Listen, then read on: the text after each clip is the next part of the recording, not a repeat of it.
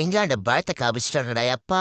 India versus England second T20 again India win. ஜிஜி மாமாவோட கோச்சிங்ல இந்தியன் கிரிக்கெட் டீம் மத்த 2 ஃபார்மேட்லயும் பக்கா கோமாளிங்க மாதிரி தெரியுறாங்க.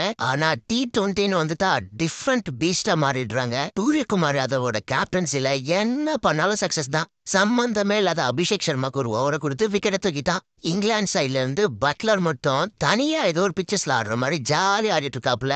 இந்தியா விட்டு கேம தள்ளி போற மாதிரி இருந்துச்சு. ஆனா ஆதில் ரஷீத் தலைவன் கேட்ச விட்டு காப்பாத்திட்டான் நம்மள. டெத் ஓவர்ல ஆதில் ரஷீத்தும் லிவிங்ஸ்டனும் 2 பேரும் செம்மையா பவுலிங் போட்டு கேம கொண்டு வந்தாங்க. ஆனா கிரீஸ்ல திலக் வர்மா இருக்கிற வரைக்கும் ஒரு மண்ண புடங்க முடியாது. பொழக்கணும்னா பொழக்கிறான், நின்று கேம கொண்டு போனா கொண்டு போறான். சுச்சுவேஷனுக்கு ஏத்த மாதிரி செம்மையா ஆடுறான். சாம்பியன் ட்ரோஃபி வின் பண்ற ஆசை இருந்தா திலக் வர்மாவை ஒழுங்கா கூட்டிட்டு போயிடுங்க. சிஎஸ்கேக்கும் இங்கிலாந்து ஃபாஸ்ட் பவுலிங் ஆல்ரவுண்டருக்கும் ஒரு தரமான காதல் கதை இருக்கு. ஜாமி ஓவர்டோன்னு அதே காதல் கதையை கண்டினியூ பண்ண போறான்.